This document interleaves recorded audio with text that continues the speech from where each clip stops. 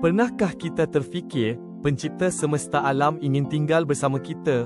Keinginannya melampaui imajinasi, suatu kerinduan mendalam untuk hubungan intim.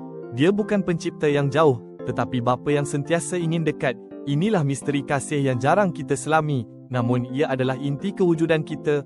Bayangkan keagungan kasih ini. Ribuan tahun dahulu, di Gurun Sinai, Tuhan berfirman kepada umatnya, Yudeng Wei Wo Zhao Sheng Suo, Shiwo Ke Yishu Zai Ta Men Jong Jian Noktah Ideografi. Ini bukan sekadar perintah untuk membina kemah suci, tetapi janji kehadirannya yang nyata. Pencipta alam semesta rela merendahkan diri, memilih tinggal di antara manusia.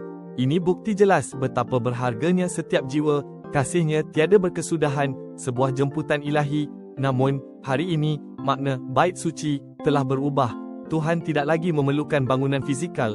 Sebaliknya, Dia mengundang setiap hati kita menjadi takhta dan kediamannya. Dia mahu membina bait suci yang hidup, penuh kasih dan pengampunan di dalam jiwa yang bersedia. Jika kita membuka hati, membiarkannya masuk, kasihnya akan memenuhi setiap sudut, mengubah kita. Maukah kita jawab panggilan ini dan biarkan Tuhan bersemayam di hati kita hari ini?